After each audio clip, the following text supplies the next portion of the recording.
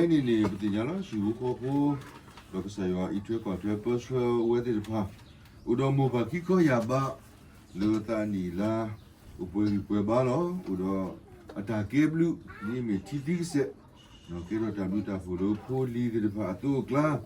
no dekat di ba tiba apa di depan apa di depan apa ini mesti kau tamu ta follow, dah si buku aku, udah Betul saya kucing oleh tapi dama, do amata bu, do hikoi nolo, daku baku te di depan, do pu di depan le do to, do nita nita kila di depan ini ni, me segota buta buta sugi, do teni jai ini ni pukwa, so plalo enyo, do wedo ni man new place lagi, wedo do so, baru so, do kedu do bo, baru bo, itu sih lah, do te kedu ada, kita bo bu do bo lah. Awe petiba pada kala do thoba we di tamita titi nyinyi la kle na le tamita pu we ni mi da ta kita do kesilu ki saya lo tahu tak ni jai ni pekamalu tuku kesaya ke lu kita tari cibo no tari cibo te do ni meta sito bre kesaya le ta mu ku ni lo do ba kwe li wa ku ba ku te ga ni we kwe we da da si to break sa yo ni de me ta ka tu ta le da u do khila lo me da si to break sa yo ni me ka tu ta le u do khila lo ta ku ta ni lo so ta wi no sa da we ni awe si we da le ta si to break ni te ga yan ni da si de ni we te da ni ta da mu phe mu lo ni ka si to break yo yo di phe mu lo ni ka ta wi ka sa lo da le你接触了情况前，木还是那些，然后就是有记住这个老长家的木里面批掉了，我要把书给他给他，我得把打麻了，然后把书给他，我得把了，他洗到不了个啥样呢？然后到老个地都把书给他给开吧，到老个地都把开破，得把走吧，然后把开破得把打木呢，把瓜什么他锅他开贴了的那给呢，打几步呢？我不会了。da si to break sa yo lo no pe so ne khi so ta ne stepa so stepa ba kwa se me do pa ma ma to pe si de lo sa kri lu ga ta da ku ku so se ga do ni no pa ku o lu lu ba sa da ki ni awe no ga sa da we u do da si to break ga sa yo lo ta ki bu do ke lo ta ka mo ka ma lo so po lu no pe ne ka ne so po lu ni me pa pa ri she ga pada gala akamal hawo ba kripo de pa sakatoni awe no kasada we ti we so se tipa pada ga ibata ma to o tele de na gini udo da si to drege ka sayo amu phu we ni me se go ta lo no ke do ta ka mo ka ma lo pa kripo ta su ta na bu no we no kasada we li chi ni de ke to ke pada gala su ke na ke sa kri ni lo no ta go da ni lo di ni no jesu lo chi mwan chin ha ကျွန်တော်တို့တော့ဘာဖြစ်လို့လှုပ်ဆောင်ရတယ်လဲ။နော်ကျေးဇူးတော်ချီးမွမ်းခြင်းအမှုကကျွန်တော်တို့ယုံကြည်သူခရိယန်တွေရဲ့အသက်တာထဲမှာဘာဖြစ်လို့နော်ရှိနေရတယ်လဲ။နော်ဒါဟာဆိုလို့ရှိရင်အင်မတန်မှအိုးစရာကောင်းတဲ့အရာဖြစ်တာပါနော်။အထူးသဖြင့်ဒီကနေ့ဆိုးရုပ်ခက်ခဲတဲ့ခေတ်ကာလကြီးနော်မနေ့ကကျွန်တော်ဈေးဟိုလာတီးစိတ်နော်တီးစိတ်ဖျားတဲ့ခေတ်ခေါ်တော်မူခြင်းခံတော့မနေ့စောကြီးကျွန်တော်ဖျားသားရှိခိုးတဲ့အခါလမ်းမှာ ကျက်ဥရောင်းတဲ့အမကြီးတွေ့တော့ကဲကျက်ဥပူပြီးပါဦးအိမ်မှာလည်းတေးကျက်ဥပဲစားလူဘောလည်းကျက်ဥရုပ်ပေါက်လာပြီနော်တနေ့စားရတယ်နော်တခြားဟာလည်းသူလည်းစားရတာအဆင်မပြေဘူးအဲ့ဒါလည်းသူ့မိကြဆရာကြီးကျက်ဥခု450ဖြူသွားပြီအော်450အေး450လဲ450ပေါ့ကွာနော်အိမ်မနည်းနည်းပို့ပေးပါဦးဘာညာနော်အဲ့ဒါကြောင့်မလို့ကျွန်တော်တို့အသက်တာဒီနေ့ခိကာလာကြီးကကျွန်တော်တို့ကိုတိုက်ခိုက်နေတယ် နော်ဆိုးရုပ်ခက်ခဲတဲ့နော်နေ့ရက်အချိန်တွေကကျွန်တော်တို့ကိုအများအားနော်ရိုက်ခတ်နေတဲ့အချိန်မှာကျွန်တော်တို့ကလည်းပဲနော်ဒီဘုရားသခင်ပေးတဲ့စိတ်ခန္ဓာစွမ်းအင်ကအင်မတန်မှနော်အင်မတန်မှကြည်နူးစရာကောင်းတဲ့အကြောင်းရင်းဒီနော်ကျေးဇူးတော်ကိုတည်တဲ့သူတွေအတွက်သာနော်ဖြစ်တယ်ဆိုတဲ့အကြောင်းနော်တမန်ကျမ်းစာထဲမှာလို့ရှိရင်မင်းရဆရာတယောက်တရားဟောတာကျွန်တော်တို့ယုံကြည်သူခရိယန်တွေကဘုရားသခင်ကောင်းကြီးပေးပြီးသားပဲ နော်ဘာမှလှုပ်ဆောင်စရာမလိုဘူးအိမ်ထဲမှာ နော်ဖျားဘာမှနေအိတ်လိုက်စားလိုက်ပါနော်ဒါကျွန်တော်တို့ကလူမျိုးတွေတွေ့လဲကြိုက်တယ်လူမျိုးတွေအများသောဖြင့်စကပုံကလည်းရှိတယ်ဘာကညောအော်မီနော်အိတ်စားတာလည်းအဆင်ပြေတယ်မငတ်ဘူးနော်ကောင်းကင်မှာပြန်ဝဲတဲ့ငှဲ့တွေကဘာမှစိုက်စရာစိုက်ပြိုးစရာကျွေးလုပ်ခဲ့စရာမလိုဘူးနော်စားရတော့ဒါပေမဲ့လည်းတခုတော့ရှိတယ်နော်ဒါပေမဲ့လည်းဖျားသခင်ကကျွန်တော်တို့ကိုဉာဏ်ပညာတွေပေးတယ်ကျွန်တော်တို့ကိုစွမ်းဆောင်ရည်တွေပေးတယ်ဒါတွေကကျွန်တော်တို့ကပွားများရမယ်ပေါ့နော်ဘာမအားထော်တော့ပတာလာတဲ့ဖာနေနော်ကျွန်တော်တို့ရှိတဲ့အရေးချင်းတွေကိုကျွန်တော်တို့ကနော်ထင်ရှားအောင်လှုပ်ဆောင်ရမှာဖြစ်ပါတယ်အထူးသဖြင့်ဒီကနေ့ကျွန်တော်တို့ရဲ့အသက်တာအဖြစ်နော်ဘုရားသခင်ကိုကျေးဇူးတော်ချီးမွမ်းခြင်းအဖြစ်နော်ကျွန်တော်တို့ရဲ့အသက်တာဟာဘုရားသခင်ပြုတော်မူသောကြီးမားစွာသောအံ့ဩဖွယ်ရာများနော်ကောင်းကြီးများကိုထင်ရှားစေဖို့ရအတွက်ဘုရားသခင်ကကျွန်တော်တို့ကိုဒီလောကထဲမှာဖန်ဆင်းထားပေးခြင်းဖြစ်တယ်ပေါ့နော်ဒီလောကထဲမှာလာနေပြီးတော့မှဟာမိုးစေဒီနေ့အိတ်စားပြီးလို့ရှိရင်ပြန်အိတ်အဲ့လိုမျိုးအလဟာတာခိုင်းတာတော့မဟုတ်ဘူးပေါ့နော်ကျွန်တော်တို့ဒီမှာရှိတဲ့နော်ကိုကြီးကိုတွေးတွေကိုနော်ဘုရားသခင်အပေါ်မှာဘုရားသခင်ဘုန်းတော်ထင်ရှားစေဖို့ရအတွက်ကျွန်တော်တို့လှုပ်ဆောင်ရမှာဖြစ်ပါတယ်အဲ့ဒါကြောင့်လို့ဒါဝိမင်းကြီးကလည်းတနေ့ကိုနော်9 ကြိမ်တနေ့ကို9 ကြိမ်ကျေးဇူးတော်ချီးမွမ်းပြီးတော့ဘုရားသခင်ရဲ့အံ့ဩဖွယ်အမှုကိုခံယူဖို့ရအတွက်သူအမြဲတမ်းတော့ပြောဆိုခဲ့တာကိုကျွန်တော်တို့တွေ့ရပါတယ်ဒါကြောင့်မလို့ဒီနေ့ကျွန်တော်တို့ယုံကြည်သူတွေရဲ့အသက်တာမှာနေ့စဉ်နေ့အမျှကျေးဇူးတော်ချီးမွမ်းခြင်းအမှုဟာဆိုလို့ရှိရင်ကျွန်တော်တို့အတွက်နော်ဘုရားသခင်နဲ့လပတင့်တယ်သောစကားပြောခြင်းကိုတိဆောက်ခြင်းဖြစ်တယ်တဲ့နော်လူတစ်ယောက်ကသူ့နဲ့ကောင်းကောင်းမွန်မွန်စကားပြောတယ်လပစကားပြောတယ်ကြည်နူးဖွယ်ရာစကားပြောတယ်ဆိုရင်တစ်ဖက်လူကကျွန်တော်တို့ကိုနှစ်သက်တာပေါ့နော်ကျွန်တော်တို့ကိုနှစ်သက်တယ်တဲ့နှစ်သက်တဲ့အတွက်ကြောင့်ကျွန်တော်တို့ကဘာဖြစ်သွားလဲဒီနေ့ဘုရားသခင်နဲ့ပတင်းနေတဲ့စကားပြောတဲ့အခါမှာတဲ့အဝဲဟိဘဝတမ်လေဟိဘဝတမ်မဆိုထွဲယွာအတာတာကညောတော့အတာတာဥပွားတဲ့သူရဲ့တနာချင်းကယူနာနဲ့စိတ်ရှိခြင်းပေါ့နော်စေတနာရှိခြင်းစိတ်တော်ရှိခြင်းကိုတဲ့နော်ဘုရားသခင်ကိုတွန်းအားပေးနေခြင်းဖြစ်တယ်နော်ဘုရားသခင်ကလည်းကျွန်တော်တို့လူအပ်တာတွေကိုသိနေတာပဲနော်နေ့စဉ်နေ့အများတော့သူပြင်ဆင်ပေးနေတာပဲဒါပေမဲ့လည်းဒီနေ့သူ့အပေါ်မှာနော်သူနဲ့အတူတူကလပတိတဲ့စကားပြောခြင်းအမှုတော်၎င်းနော်သူနဲ့အမြဲတမ်းကျေးဇူးတော်ချီးမွမ်းတဲ့အမှုကိုလှုပ်ဆောင်ခြင်းအဖြစ်တော်၎င်းနော်သူ့ကိုနော်တွန်းအားပေးတယ်ဘာတွေတွန်းအားပေးလဲကျွန်တော်တို့ကိုဆက်လက်ပြီးနော်တနာချင်းခယူနာတဲရောက်ပြီးတော့မှကျွန်တော်တို့အပေါ်မှာပူပြီးနော်စိတ်ရှိတော်ဖို့စိတ်တော်ရှိဖို့ရတဲ့လှုပ်ဆောင်ထားခြင်းဖြစ်ပါတယ်နော်ကျွန်တော်တို့ကလည်းလောကကြီးထဲမှာနေတာနော်ဒီနေ့ကိုယ့်ရဲ့အကူကြီးကိုသွေးအဖြစ်နော်ဒီထက်များစွာသောတည်ဆောက်မှုတွေကိုကျွန်တော်တို့လှုပ်ဆောင်ဖို့ရတဲ့ဖြစ်တာပေါ့နော်အထူးသဖြင့်တိုးတက်နေတဲ့ခေတ်ကာလကြီးထဲမှာလည်းပဲကျွန်တော်တို့ကလည်းပဲအသစ်ပြုပြင်ပြောင်းလဲခြင်းတွေလှုပ်ဆောင်ရမယ့်အရာဖြစ်တယ်နော်ဒီနေ့ကျွန်တော်တို့ဆရာနေကညောကိုယ်တိုင်ကလည်းပဲနော်သူဒီမှာလာနေတော့မိသားစုအိမ်လေးကိုပြန်လဲမိုးမှန်တည်ဆောက်ဖို့ရတဲ့မျိုးလင်းချက်ထားတာပေါ့နော်ကျွန်တော်ကြည့်တယ်ဒီအိမ်လေးကလည်းပဲနော်အခုမှဆောက်လို့ရင်းနည်းနည်းပြတ်နော်ရက်တန့်သွားတာပေါ့နော်အရင်တော့ခဏဆောက်တခုနော်ကျွန်တော်သိတဲ့ဒေါ်ဝေထွေးကိုခေါ်ပြန်ပြီးဆောက်ပြန်ပြီးပေါ့နော်ဟိုဟာပြင်းဒီဟာပြင်းတဲ့နော်တဖြည်းဖြည်းနော်ဒါဆိုလို့ရှိရင်ကျွန်တော်တို့ရဲ့နော်ရှိနေတဲ့အရာကိုကျွန်တော်တို့ကပြန်ပြီးတော့မှနော်ကိုယ့်ရဲ့ကိုယ်ရည်ကိုယ်သွေးကိုဘုရားသခင်ရဲ့ကျေးဇူးတော်အားဖြင့်ပေါ့နော်ကျွန်တော်တို့ကပြန်ပြီးတော့မှမိုးမှန်ပြုပြင်တည်ဆောက်ပွားများရမယ့်အရာဒါကျွန်တော်တို့ရဲ့နော်အထီးပွင့်ကိုလှုပ်ဆောင်ခြင်းအပေါ်မှာဘုရားသခင်ရဲ့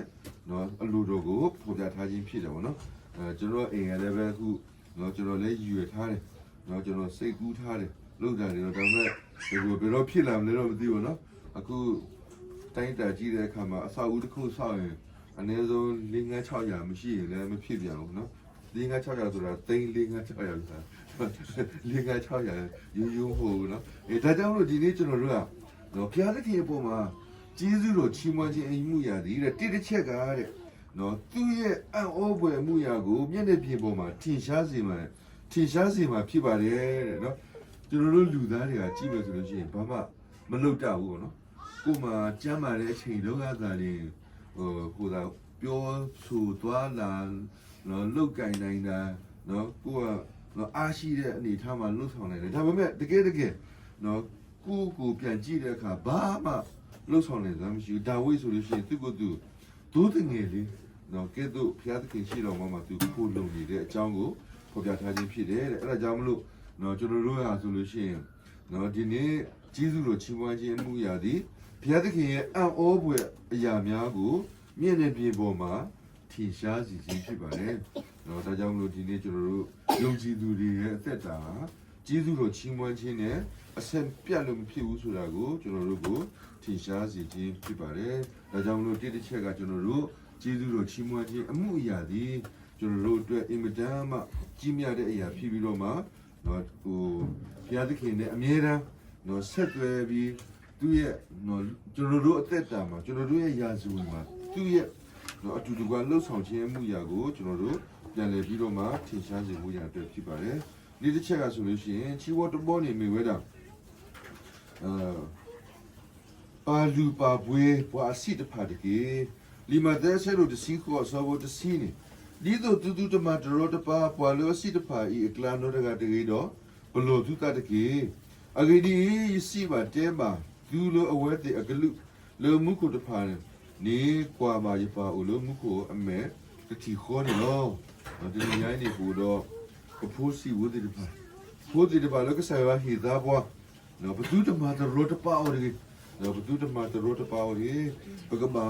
ဤထွဲကွာထွဲအော်ဘကမာဒူထော်လောနော်ကစားရွာတာဘာတာဖျားသခင်အလိုတော်အတိုင်းကိုကြီးပွားတိုးတက်ဖို့ရတဲ့ကျွန်တော်တို့ကပြုစုဆောင်နော်ရမယ်ဆိုတဲ့အကြောင်းအရာကိုဖော်ပြထားခြင်းဖြစ်ပါတယ်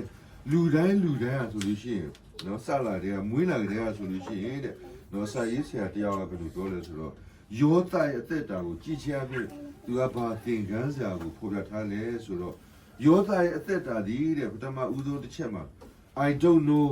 what I don't know တဲ့နော်ငါမသိတာကို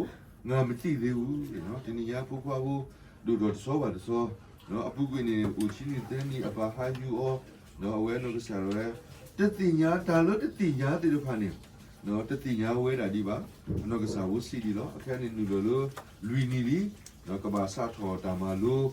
စောပါစောသူလို့အထာတိညာဝကအားထော်နေလို့နော်ယောတနော်စောယောတနော်ဆာဒဝဲအနော်စစ်စီကနေတတိညာတာမနုကတိုတာဒီအဝဲအတဆောတော့ကတိုတာဝဲသူနေတော့နော်ဝဲမကွာစမဲအတော့ဘူးတော့ဝဲတဲ့ဖာနော်အတာတူလူတာဖလောတာတူဟီတာဟီတဲ့ဖာဒူဒါလေအတော့ဝဲတဲ့ဖာစားကူရောနော်တော့ဒူမေဝဲလေခေါပလူတာစောပါစောနေကဲတော့တာလေ I know what I don't know နော်ငါမသိတဲ့ဥစ္စာကိုငါသိလာပြီနော်ဒီနေ့ကျွန်တော်တို့အသက်တာတဖြည်းဖြည်းကြီးပြင်းလာတဲ့အခါမှာပထမဦးဆုံးတက်တာတော့မသိတာကိုမသိသေးတဲ့အတွက်ကြောင့်မိဘတွေကထိန်းသိမ်းနော်ထိန်းသိမ်းဆောင်ရှောက်ပြုစုပြောထောင်ရတဲ့အမှုရာတွေကျွန်တော်တို့ရရှိလာတယ်နော်တဖြည်းဖြည်းအသက်အရွယ်တစ်ဆင့်ကြီးလာတဲ့အခါမှာ I know what I don't know ငါမသိတဲ့ဥစ္စာကိုငါသိလာပါတယ်နော်ဒီလိုပဲယောသကလည်းပဲအဂုတုပြည်ရောက်တဲ့အခါမှာသူမသိတဲ့လောကကြီးအကြောင်းကိုသူလစ်လာသင်ကြားခံယူပြီးတော့မှဒီလောကကြီးထဲမှာဘုရားသခင်မပိုင်မဖြစ်ဘူးဆိုတာကိုသူကိုယ်တိုင်တော့ခံစားမရမိတဲ့အခါကျတော့သူ့ရဲ့အသက်တာကိုဘုရားသခင်ရဲ့လမ်းပြပို့ဆောင်ခြင်းအမှုမှာသူတည်ဆောက်ခဲ့တယ်နော်စုံစမ်းခြင်းရှိခဲ့ပေမဲ့လည်းပဲနော်သူကိုယ်တိုင်ကအဲ့ဒီစုံစမ်းခြင်းကိုကောင်းမွန်စွာကြိုလွှားဖြတ်တန်းနိုင်တဲ့အခါမှာသူမသိတဲ့အရာတွေကိုသူသိလာခဲ့တယ်တဲ့အဲ့လိုနဲ့ပဲတဖြည်းဖြည်းနော်သူရဲ့အသိတရား I know and grow and it start to show တဲ့နော်သူရဲ့အသိတရားနဲ့နော်ကြီးပြင်းလာတဲ့သူရဲ့အသက်တာဒီတဲ့တဖြည်းဖြည်းထင်ရှားလာနော်တဖြည်းဖြည်းထင်ရှားလာတယ်သူရဲ့စွမ်းဆောင်ရည်ဒီနေ့ကျွန်တော်တို့လူငယ်တွေ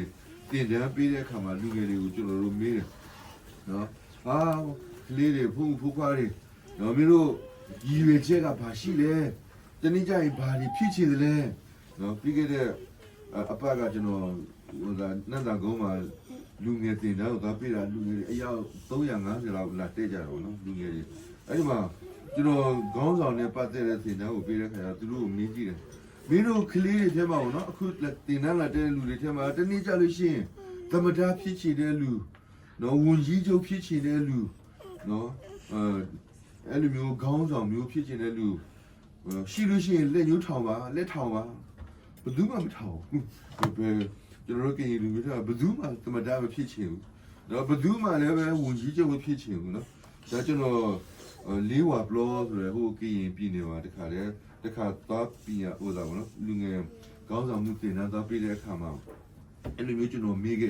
哎对嘛，那个第二不就表了，怎么这么撇清？那问题就撇清，那外边唐老师咯。背着给了他说罢了，对吧？不行没脾气了呢，这个油菜了不行，开也没功力了呢。说到这呢，弟弟，就是说，那平时起来呀，这个音乐的起嘛，没地大平没了，这偏偏即便来看嘛，停下来给的，喏，有的说的是，这偏偏都要得的哈，喏，就开加点点嘛，即便来看嘛，都要喏有节目的，喏都要。别的跟宝马他的看有节的哈，就偏偏天下地大了，对面那个都地大了啊，有的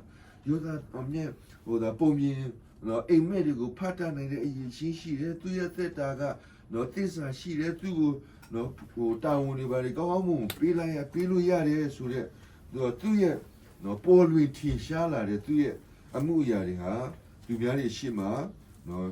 地嘛标签个看下来我对呀嘛嘞。然后大家呢，了，今年也不破夸不，我都说的少吧，的少一，那大了的今年呢，我今年到这里，啊，他今年的话呢，个路头位了，个乌pla头位了，然后你这个态度么呢？所以在那个啥的位 ，I simply go because of I know，一later，的人好了，那的不嘛，喏，的偏偏呢，去一个，那啊，在去一个，谁来多嘞 ？Because of I know。侬啊，地阿片，啊，西式起个上两那个，所以讲个对啊，我在以前个普遍他给了对啊嘛嘞，今年来就如地里的地呀，地呀那个就如果这偏偏，即便是嘞，这偏偏人家是嘞，这偏偏奥米木里背来，奥米木里背来嘞，他说的是就如啊，在大个偏的看个，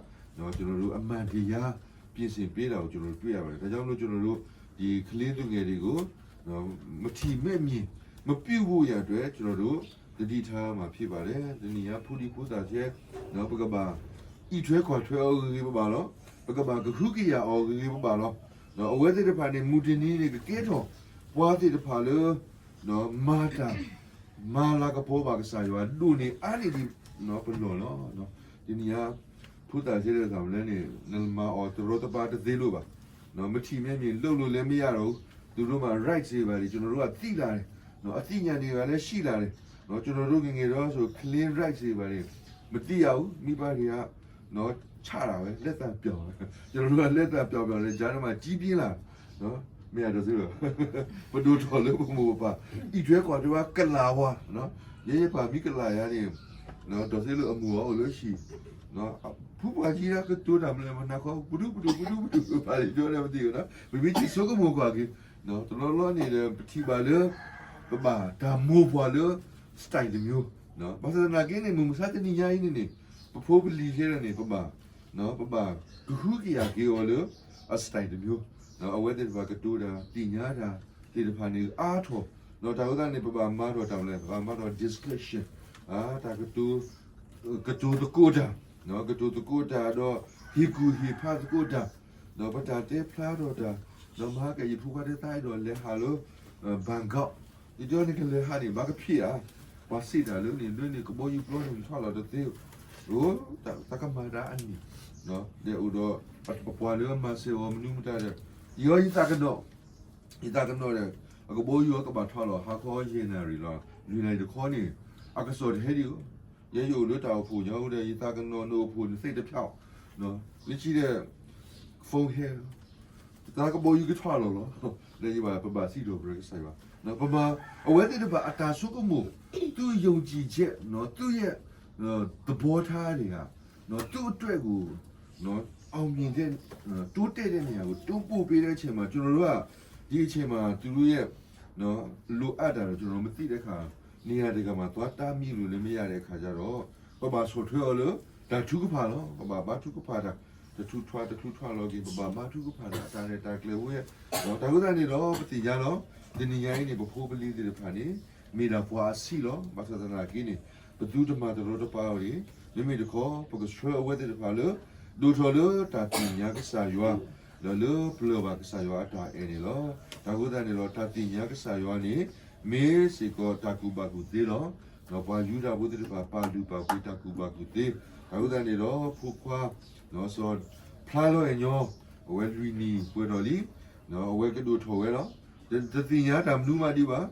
da lo de ti nya ni ba li chi ni ka ti nya ro ta lo de ti nya we do li chi ni a ta ti nya de ba ni ka do tho do ku pla tho we do ka le kho phlo da lo a ta ti nya do ka mi se ko pwa lo a ma ne ta to pwa ka te ni mi chu ki lu yo ka tha lo he gi ba pwa lo pa ka ba ma lu ni o do si to pro sa yo lo mo phu khwa si bo ta ku pro se ki ka pla ba ta bu ta bo ta so ge du a lo ka sa yo lo ka tu khu ta khu we khu do mo pa shi bu kho phu hao da ni lo de ni ya lo ta ka tu ta a sa bu ni de de mi lo ta si to pro ka sa yo mi ta ka tu ta do ka sa yo lo u do ta khi ta la do mi se go ta pa pla do no ka sa yo ta ma lo la lo u pha do lo bu to bu la lo chi bo do ni mi pu ta si lo awe de pha ta mu de ti nya tho ba di ba ka ti nya ro la de so ba de so ta ti nya ka du tho we do ka ke ro kwa lo ma ne da da u da ni lo a lo lo do ka play ka sa yo show lo ka mi pa de pha lo a ke tho ta bu ta pu lo sa yo lo pa ka lu go ni mi ta se se wa lo mo sa wa so ge lu gi ta so wa pu kwa lo do ni ma ni u se ke ku do mo pa shi bu ko ba ke la ni e ta se se wa ni lo lo ke ni bu na hu ba ke do ta ta wi ti ju ya他说：“你要个大一点呢？嗯，对不对？那边呢？”